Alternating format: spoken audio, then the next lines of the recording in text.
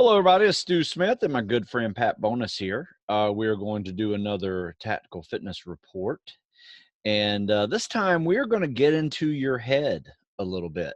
And we're going to talk, I guess, for lack of a better term, some psychology, even though I'm not a psychologist. I am going to drive Patrick to discuss a little bit about how we handle negative feedback. And initially, I always talk about negative feedback as like instructors yelling at you, coming at you verbally, but there's many forms of negative feedback. There's physical negative feedback. There's obviously emotional negative feedback, there's verbal negative feedback. So we're going to figure out, what is going on in the brain at that moment of this, getting this negative feedback and how we handle it and what we have to do to kind of make it dissipate a little bit before it gets to a level where we completely lose it. So, Patrick, thanks for joining me on this one. I think this is a great one. Always, the brain is an amazing piece of gear that, it's obviously, our most important piece of gear that we have, and so let's explain it a little bit. What's going on with this, and why is it that you felt you felt, hey Stu, let's do one on this? Because we're having guys that also Patrick also trains guys up in Connecticut that go on into military, law enforcement, and firefighter jobs. So we both do that for fun. They're both volunteer programs. But we have guys, that are soon faced with these negative feedbacks of selection and, just military service or selection service. So let's talk a little about what's going on in their head a little bit. So I like, hey, great idea for me. Any tips that we can, help us be better at training, but also help students be better at understanding what's going on internally when they do have these outward stressors that can really kind of beat you up internally if you don't watch out. So there you go. Yeah. Well, I had one individual who just got dropped from Navy diver the night before graduation when I talked to you about that, and then went back to the fleet and was, basically a prep cook. And he was really down. It was down, and he took the trash out one day and saw some Navy divers on a Zodiac, a rubber boat, and just really he just started thinking, nothing wrong. Total, humility, nothing wrong with it. But he said, I just don't want to be taking the trash out the rest of my time in the Navy. And serendipitously, I guess, the XO on the ship asked anybody if they wanted to step up and go to rescue swimmer school. And he raised his hand, he went down, and he got it. And that's where do you take the place you are in your life? Where do you take the sensory feedback? Do you look at the Navy divers and think, well, I'm never going to be that? That opportunity, that door's closed, I'm never going to make it. Or do you say, no, I'm going to be that. I'm going to work towards that. I'm going to work towards a higher goal. And there's this, you hear a lot of talk about the frontal areas of the brain. You hear the frontal lobe or the frontal cortex, and they don't go too deep into it because it can get very, very complex. And I teach anatomy and physiology. So the central nervous system is a huge part that we talk about. We talk about irritability and responsiveness, which irritability and responsiveness is a survival mechanism. So if you start to shiver, the stimulus is the cold, your body shivers as the response, the irritability and the responsiveness, to keep it simple. And that's negative feedback. Yeah, that's absolutely. Negative feedback. Yeah. And I started to look at this area called the ACC. And I told my students who are basketball players, it's not the Atlantic, Coast Conference. It's the anterior cingulate cortex. And it's divided into many parts. But what it ultimately does is it determines how do we respond to negative feedback. And like you said, the negative feedback of the instructor, the maybe the mental perception of cold water, waves, but also anger. What are you going to do? Like if someone is threatening you, or you're perceiving that they're being threatening, And then also in the cognitive, are you doing something? Are you preparing? Are you studying? Are you trying to figure out something that is new to you, something cognitive and motor related, like motor skill related? And are you going to be the person who gets frustrated and throws the wrench across the garage? Are you going to then step back and say, this is possible?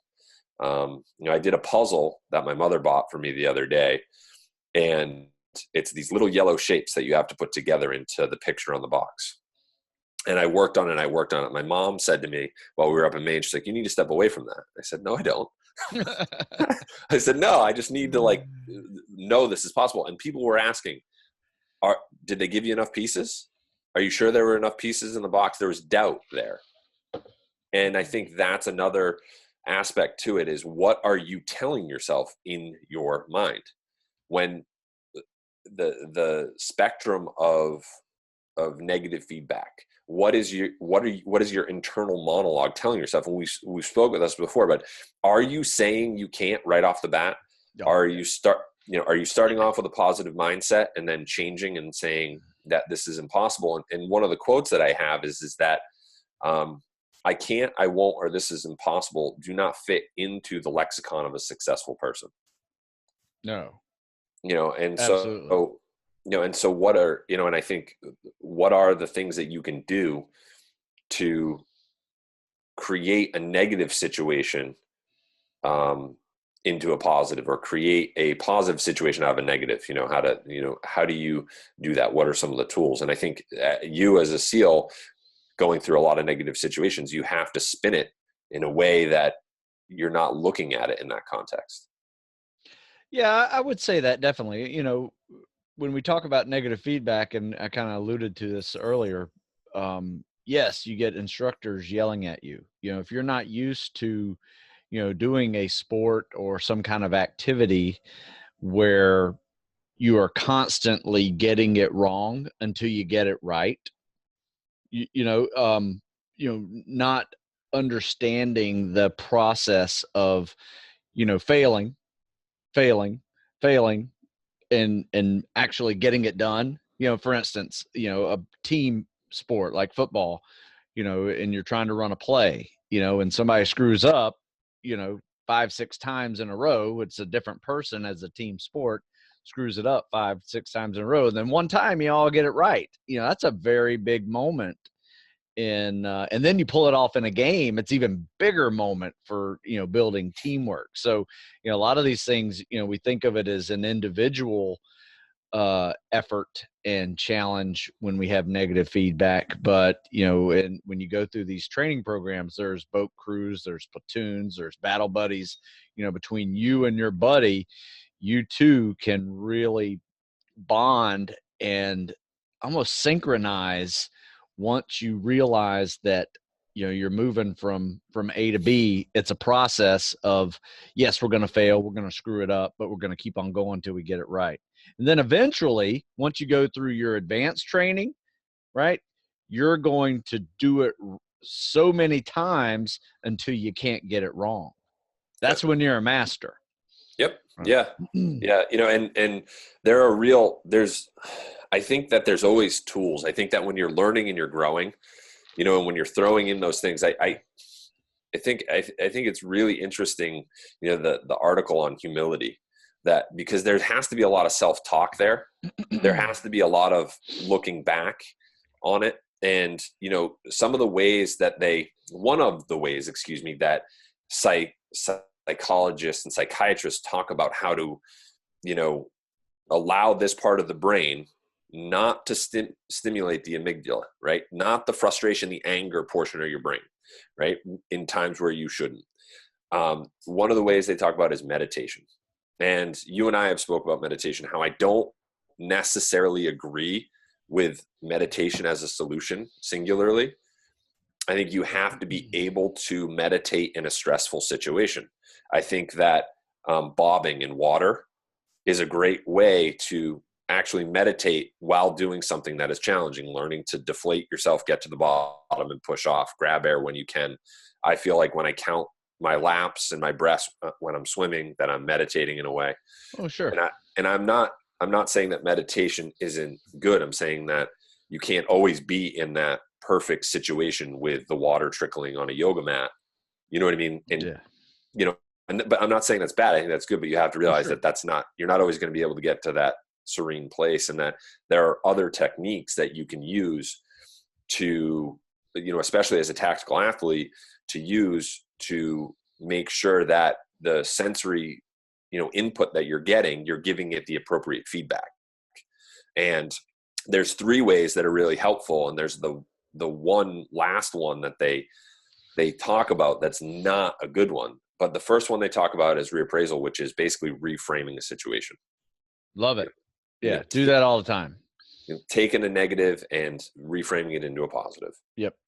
The second one is distraction, right? And distraction for a police officer could be nature, right? So if you're working in the city, and I had a student who takes a hammock and goes out and looks over a valley because he was working in the South Bronx, and on his day off he'd go up into the Catskills, Adirondacks, and put a hammock up and look at nature. So that distraction is not necessarily having you not admit what you're going through or anything like that. It's just allowing yourself to have a healthy distraction. But a workout could be a great distraction. Oh, sure. And then a stupid comedy, right, where there's not a lot of emotional thought in it. You're laughing, you're lowering your heart rate. That distraction is very healthy. And I know that an educational psychologist told me a long time ago, give yourself 30 minutes of like a stupid TV show, whether it's Seinfeld or whatever, and just really decompress and distract yourself from the stresses of the day. Yeah. I wrote something similar to this, but it was kind of geared more towards the actual situation itself, right? When you're in those moments where you don't have to engage that thinking part of the brain to get through situations, you almost have to disengage and go to that little happy place, Yep. right? Almost like a healthy form of dissociation.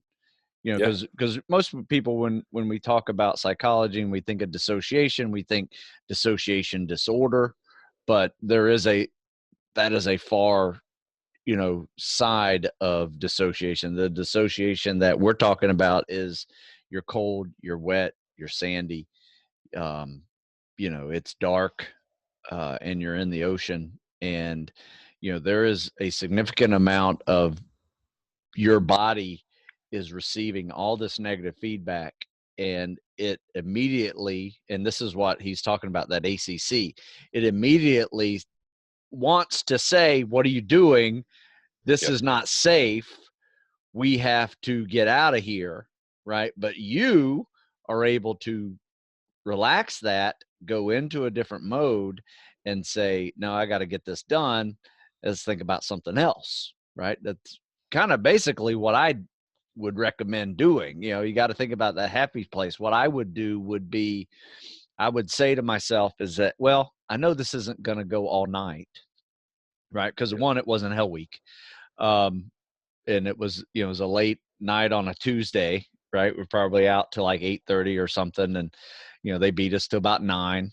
And then, but I remember saying, I said, eventually I will be dry after a warm shower, and I'm going to get a big glass of milk, and I'm going to, eat this food and eat this food, put on all my sweat clothes and get under my covers and go to bed. It's just, I knew that's just what I'm going to do as soon as I get back there. And I just look forward to that. And it was one of those things that just kind of relaxed my brain from trying to get into this survival mode into like, okay, we can handle this, and then we'll go do the fun stuff. So, yeah, well, and that's in the immediacy of the distraction. It's yes. 100% because they talk, and I don't know who they are, but the board of psychiatry, whatever, about ruminating, like ruminating on negative thought. But if you're ruminating on positive thought, right, you're distracting yourself from that. And when we do cold water soaks, we do like 5 minutes in the lake, and I know that's safe because we're well under the 15 minutes of hypothermia and the water's cold. We're talking about flexing muscles. Yep. We're talking about breathing, and exactly like you said, what we're doing is we're trying to fight that spasm where we increase our breath and increase our heart rate. and we try to settle down and think of really our breathing, and literally like what this guy Wim Hof has talked about, where he thinks he can push blood into certain areas of his body. We start to talk. I know that if you flex muscles and release them, you're going to be working blood in and out of the muscle. Absolutely. So, so we start to distract ourselves from the discomfort, exactly like what you were saying, to try to get more comfortable, or like you said, that happy place. And we also try to look forward to the end of 5 minutes, where we get to put on our warm clothes, where we get to actually say, wow, we just sat in a lake in, New England in the middle of winter, and we get to feel good about it. We get to have a good feeling of our accomplishment and things like that, and I think that's a very important mental distraction. I think it's a good way of talking about reappraisal, or the reframing, looking at those two kind of in conjunction with each other. And then the last positive one is what's known as distancing. And I guess the way that I took it as is that you're looking at the situation that you were in almost like as an observer. Like, you speak in the third person. What did Patrick do in this situation? What did Stu do in this situation? You're looking at it in that sense. And they don't really go into it, but I think that you can look at that in when you didn't do something right, and then when you did something well, you look back on it. And like I said to you, is that almost like football players, hockey players, team sports, people look at the videotape. The coaches walk them through the tape and say, look, this was great. We had this great, breakout, or we had this great, penetration of the defensive line, whatever it may be. Or we had this real breakdown, on this. We had a real defensive breakdown. Guys were out of position, and, people got through. And so it's mentally looking at the situation from a distance and seeing kind of what you're doing right or what you're doing wrong in the situation. And I think you can do that in the immediacy, but I think you can also do it looking back for the next event. Oh, sure. Absolutely. Like even before, you can do this before, during, and after. You can get your mind, you're about to do this event, right? So getting your mind right to be able to do that, making sure that you're well hydrated, well fueled, all these things matter, and they help out with your ability to fight off whatever that is, whether you need the energy for movement or you need the energy to stay warm, whatever the reason is, eating helps. So that it starts there, right? And then you go into the event, right? Be a little forward leaning, future leaning a little bit, just kind of get through that. And then, yeah, absolutely. You go through a little, almost like a little debrief, in your head of, how you did, what could you do better, right? Yep. What could you as a team do better? What could you individually do better? And then it just comes back, and, eventually once you do it 3 or 4 times, you're like, man, what are they going to do? Make us get wet? I mean, it's just, it becomes almost like the beat downs, in these special ops programs, almost become a joke a couple of months in, right? Because you're just like, okay, gonna make me do push-ups. Okay, gonna make me run. Gonna make me go jump in the water. It's like up until like that's why they tend to make all the hard stuff like the first 4 to 5 weeks of most of these training programs. Some are even less. Some are just 2 weeks, of really hard stuff. Because that's tends to be where most people, say, I'm out of here. I can't handle this, and they leave. But yeah, that's eventually you're going to be a master at getting beat.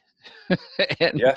and it's just another thing, Yeah. So, yeah. Well, and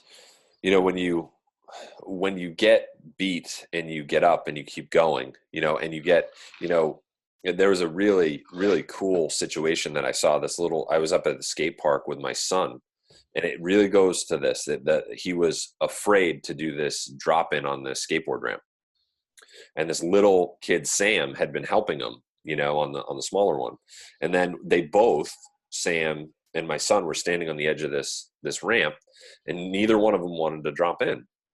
And they went back and they wiped out and all that. But what it was is they were trying to override the what if. That, Right. what if they were going through worst case scenario in their head before they even did it. And I think that when you also have someone with you, like you talked about a battle buddy, when you have someone with you encouraging you and kind of pushing each other in a positive way, you can also put yourself in this this distancing thing where if he can do it, then I can do it. Yeah. That Oh, absolutely. other people, we said that like in a podcast before, like seeing is believing, Yeah. but also seeing yourself, looking at yourself from, when you went right, when you went, well, like I can do this because I did this, this, and this. And I think that when you look at that situation, and when, those two kids, my son and this other little boy, they ended up doing it. They realized once they did it, they crashed a little bit, but once they did, they realized that so much of their mistake was being conjured up in their own head. Yeah. Hesitating and yeah. Exactly. And Yep. if and I would I venture, a very strong guess that if you've got to buds, you've done some pretty good things. Oh, yeah. You've accomplished some pretty good things. You've sat through some pretty difficult things. And that if you can look back at yourself in those situations to draw parallels to the present, I think that I think you have a great chance of being successful. Oh, yeah. They actually, there's a term for that. Psychologist out of Yale, escapes me. Stress inoculations, right? So throughout your life, you have done, certain things, and a lot of times life obviously just gives you a lot of stress. But, after years and years and years of, preparing yourself, your body, whether it's through athletics, whether it's through schooling, whatever other, job, hard work, you actually, build up some resiliency. And Yeah. this is a stress inoculator, right? So And when you get forced into doing something else as part of your next goal, right? The ability to handle this stress that you've done in the past, yeah, is part of it, and yeah, you say, okay, cool. I remember this. This is kind of funny because it goes to a realization that I had that I think I was really prepared, when I went to Buds was, I'd gone to the Naval Academy, and, there you're so busy. You got 20 semester hours of class, you got sports in the afternoon. You got to somewhere figure out how you're going to work out to prepare for your future military training, if you want to be Marine or you want to be SEAL or whatever. Um, and then you have to study for the next days of class.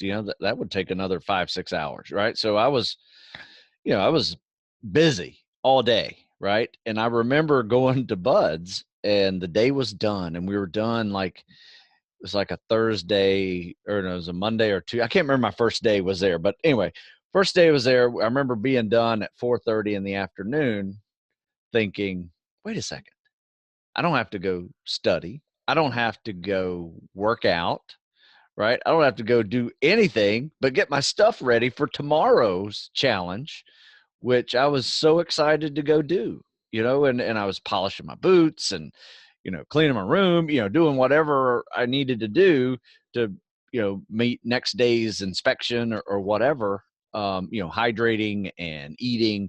And so it was a relief almost of, mhm. the stress inoculation that I had those previous 4 years made it, not that I want to say Buds was easy. I'm not trying to say that. It was a different level of stress. Some days it was harder, some days it was not, but most of the days I came in there pretty well equipped to handle whatever that stress was.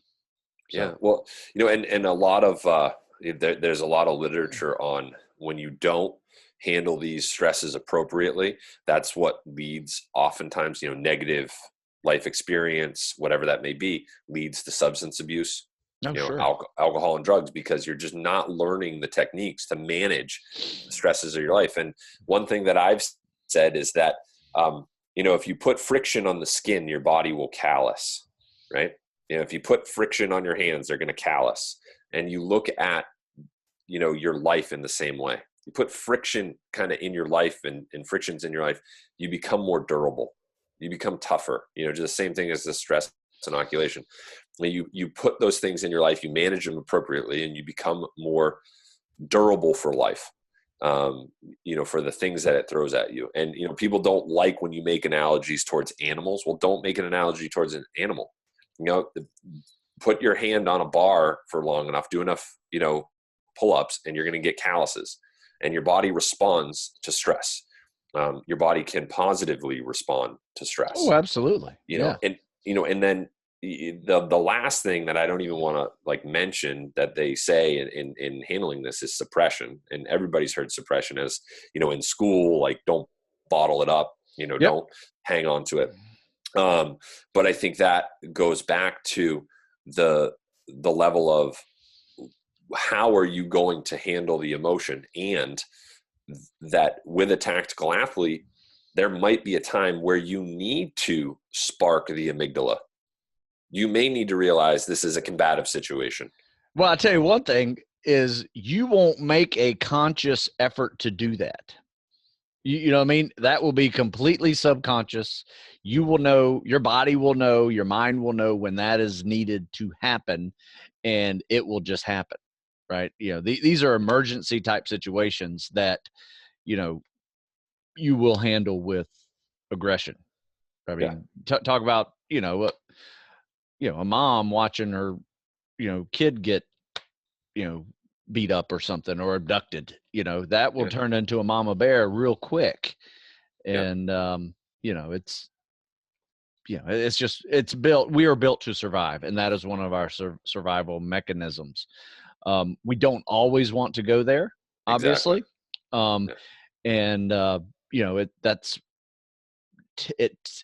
We are such, on the edge of going there all the time, as humans, as animal humans.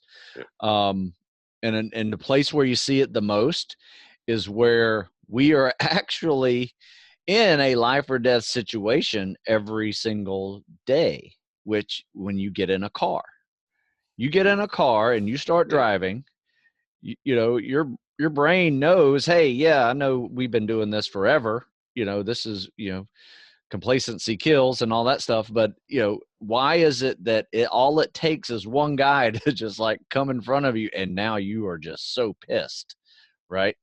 And it's real easy to get into that boom, fired up amygdala zone, and you can't control it. Only time you can control it is when it happens. And then you have to realize in your head that you got to back it down. All right. So this isn't one of those places. Take a couple big deep breaths, count to 10 before you say anything. And it's just one of those natural responses. Now, as humans, we are, one of the only creatures on Earth that can do that can actually have a sympathetic, parasympathetic nervous system going on at the same time, and the parasympathetic overrides that sympathetic nervous system, right? Even primates don't have that.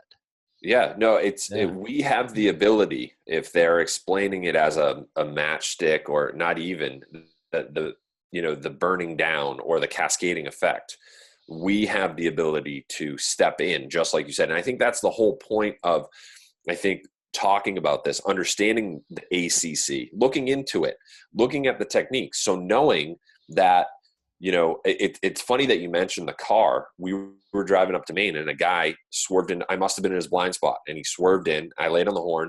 My wife looks at me and is like, "Don't get mad. Don't get mad." She looked at me immediately to come in, and I said, "No."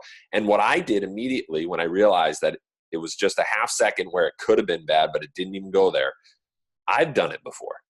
Oh, sure. I've drifted into the other lane and been like, "Please forgive me. I didn't see you." And Sorry. Yeah. and I agree 100%. The reason why we get into road rage in cars is because we do feel like it's a life threatening, it's a potentially life threatening situation. If and you always hear people say, I'm not worried about me, I'm worried about the other drivers on the road, the other people I can't control. But you're 100% right in that we can and we need to learn, when do we shut it off? When do we use these techniques that there are students that I've had, there are trainees that I've had, that if you get in their face, you see them elevate. They want to swing at you. They want to react. And I think that's the point too, is that you want to learn when to react and when not to react. And like you said, that there will be a very primal response when it really happens, when you're really in a survival situation. And you hear those stories of the people who lift a car, that one time, off somebody. Yep. But I think that, for a tactical athlete, and I don't know, and I don't want to speak, but do you remember one specific person that was like your confidant when you were going through it, like that you could tell anything without judgment, without fear of judgment, like that was, your battle buddy or your, I don't know, bunk mate or Oh whatever? yeah, absolutely. Yeah, we had conversations all the time, and whether it was laughing at it, which I think is very healthy. Being able to laugh at the screw up that occurred, whether you were the for lack of a better term, the shit screen, or someone else was, right? And you were just catching it all that day. Somebody would make a comment, said, man, you took it for the team today, something like that, and just bring some light to it. And then, then you realize, I say, yeah, I screwed up, and I know what I have to do to fix it, and then, a moment of humility too is, saying, hey, anybody have an idea how I can do this better? You're like, what is the technique here that I'm screwing up? Whether it's, carrying a log or carrying a boat or running faster or swimming faster or shooting better or, navigating better, whatever that is that you have to practice to master, there's somebody always will be able to do it better than you. And I think having that moment of humility, hey, just because you're at SEAL training doesn't mean you know it all yet. You need to be in receive mode and realize when you need to be in receive mode, and listen, and listen and learn, right? Because Yeah. that's what you're there for. It's a school. Well, and I believe, like, just over over my life and observing, elite tactical athletes, whether it's my former student who's a narcotics agent, he writes me texts constantly, like, hey, thanks so much for this, or do you know about this, or what do you think about this, and I'm like thinking to myself, wow, what humility that is. You're pretty rugged guy. And I Yeah. think that talking about, some of the Marines that I've known, the SEALs that I've known, the Rangers, my buddy who's former Army Ranger, I was talking to him yesterday, just like, hey, thanks for giving me a call. Like, that was really nice of you. Like, being in touch with, like, yeah, I've been pretty busy. I haven't heard from a lot of people. And I think that the reason why I asked you about the battle buddy or the, saying stuff at the end of the day or, on the weekend, I think is massively important for moving through these things and Oh yeah. allowing, getting rid of the suppression, is that this macho bravado is not really, I don't really see it in the elite guys. Yeah. I see people who are really in touch, like, hey, the really good ones are really in touch with owning what they did wrong, helping out the guy who did something wrong. Like you said, in whatever profession you're in too, I think. Oh, absolutely. It's not spec ops related at all. It's anything. It can be any sport. It can be any school, any profession, because when you get there, you have an opportunity to either be a listening learner and be humble about it, or you could be a little arrogant and say, hey, I got here, and, you can't learn in that mode, right? No. That mode does not promote learning very well. if at all. And, you have to be, like I said, you have to be in receive mode. And to be in receive mode, you have to humble yourself in order to do it. So, Yeah. anyway. Yeah. Well, and I think that, a good way to look at kind of the way you're receiving the feedback or whatever's coming your way, especially right now, with a conversation that I had with a guy, is that you have to be able to find out the people very quickly that you can ask a question to. That if you don't know something, you have to find the person very quickly and be very open to learn as fast as you can. And so rather than just, again, going back to taking in that, like, oh, I'm not going to get this, or that this is impossible, saying, okay, I have to get this done, and I need to find out the individuals that can help me if I don't know what I'm doing. And really kind of just understanding that we all grow from learning. Yep. And exactly like I said, if you're not open to have someone tell you the right way or the correct way, then you're just opening yourself for either failure in the immediacy or the long term. Absolutely. And I don't want to beat a dead horse, but when you are in the tactical professions, I don't care what job you are trying to learn, it is a steep learning curve, right? Especially in your selection phase, once you get past the beat downs and the hell weeks and the selections, you are now in a phase where you're actually learning tactical skills, and those skills and programs to learn those skills are very steep on the learning curve, and you got to be able to maintain and keep a standard and pick it up. You will not be able to keep it up if you are not open to the information that's coming in. So like I said, you got to stay open, and that all happens up there in your brain. And a positive attitude, a humble attitude will open that up for you real quick. Yeah. And I think training, seeking out training partners, people that are better than you. I see a lot of your posts too, that a lot of these swimmers are not very good when they start. No. I saw a kid the other day that I was going to write on your Instagram all about his catch and his pull with his arms. He looked like he was sinking for the most part, but I guarantee you I'll see a post in 2 weeks of that same kid back with you, and he's going to be greatly improved. Sure. And I think that's a very valuable thing is seek out those too that are going to push you. Want that, seek the negative feedback, seek the inability to do something, and seek that steep learning curve. And I think showing up in Severna Park with you is a good way to do that. Is a good way to be around a bunch of really, really good people, and understand that they're going to push you and probably get you on a faster track if you're open to it. Yeah, you know what? We have a little saying, where we train to compete, not just survive. Yeah. Right. So we're trying to avoid the minimum standard for anything. So exceeding the standard is the standard. Right. And people always ask me sometimes about being that competitive. Does that make you a bad team player? And I said, well, it could, but here's the way it works in reality. We all have a teammate that makes us better, right? We all have a teammate that works harder than all of us, that sets the example for all of us, and that can be you. It doesn't have to be somebody else. It can be you that is making the team better, right? On any given day.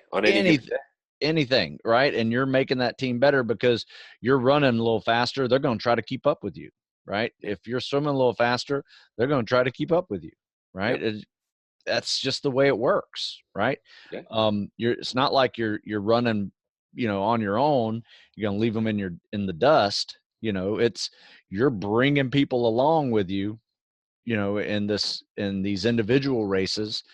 Even though they might be boat crew races or platoon races or whatever, where you're only as fast as the slowest guy, by somebody in that group pushing, that slowest guy is going to probably get a PR. Yep. Because you're making him better. Yep. Right. And that is what training to compete means. And I couldn't agree with you more. I had I got called up. I wasn't ready. I got called up to say something about a young girl who won the most improved swimmer, or, the rookie of the year. Actually, I think it was the rookie of the year. And this little girl, Fiona, I talked with the head of the program, cause I coached her, and I said, in prompt, it was exactly what she was. Every day she came to practice and she made her teammates better. She was a fast little swimmer. She was the best butterflyer. And what she would do is every time she would race, I'd put her up against someone else. She's like, I just win. And I'm like, no, you're going to push this person. And I almost wanted her to lose. But what she would do is she would compete.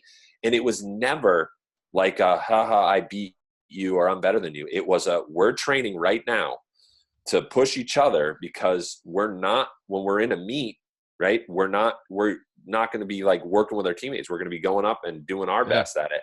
And the real thing we tried to push on the team this year is that you come to practice and we're going to have good backstrokers. We're going to have good breaststrokers. We're going to have good, freestyles every time, right? You're in the front of the group. You're the leader. If freestyle is your best stroke, you're first in line. If you're the best backstroker, you're first in line. And it was never the same kid. It was never the same kid in front of the line, and they always constantly push their teammates. Nice. If you can get into that positive competition, like you said, where someone gets their personal best on a power clean, like we were talking about, that's going to push someone else to try to get to the 205, the 250, and do it healthy, be safe, be smart, don't jump up too quick. But I think that when these things come into your head, and if they are a negative one, if they are one where you're getting frustrated or aggressive, I think for all the tactical athletes, I think that there are these techniques of, reframing, distraction, distancing, that are going to improve your ability to succeed. Right. In fact, there's a little thing that we learned a long time ago called Name It and Tame It. Are you familiar with this term, where basically you have an obtrusive thought, right? Just something that comes in obtrusively and it makes no sense, like, it's time to quit now, or or it's just a bad dream, or maybe it's a flashback even.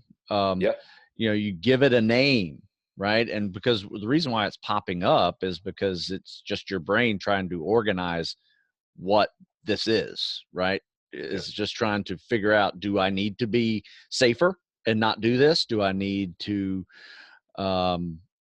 is this, this event, is it a traumatic event that, I need to be wary of and not get into again? Is it one of those type of events that just for my survival?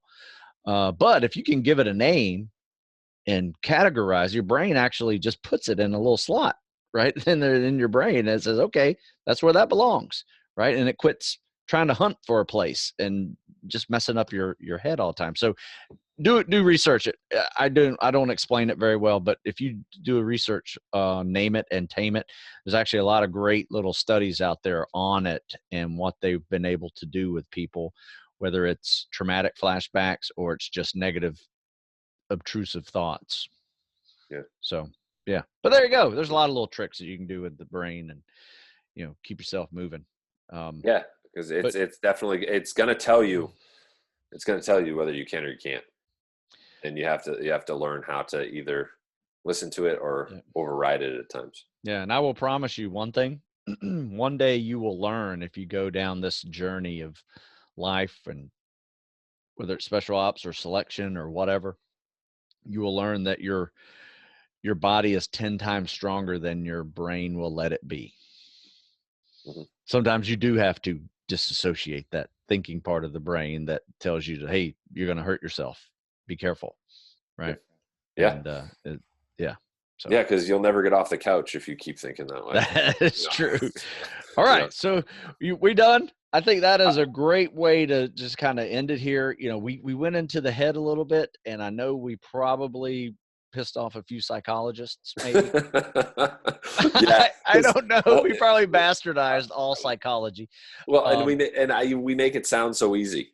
I just I don't know. I have just think that you're going to get water and you'll be fine. It's not that easy. And I totally understand that. And I also, I try to let everybody know that I don't have all the answers. I don't ever expect that I do. I'm learning about this stuff constantly. Same.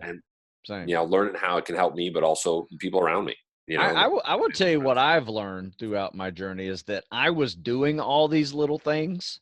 I just didn't know there was science behind them. Yeah. You know Yeah. what I mean? 'Cause I didn't know it was an ACC, amygdala, you Yeah. know, part of my brain that was figuring out that I wasn't going to quit. I don't know. I don't know if it's the neuropeptide Y in my brain that allows me not to quit. I don't know that. You know, Yeah. so there's some unique things that go on that you may already do that you don't realize, you know, to self-regulate, to calm yourself down, but you're actually doing it, right? Yeah. And there's some science behind it. So Yeah. I'll throw in the description some of the things that we talked about for you to do a little more research on if you're interested, into the description of this video and audio file. So once again, Pat, thanks for joining me again on the Tactical Fitness Report. And we will keep moving until next time. Thank you, Stu. Have a good one. You too.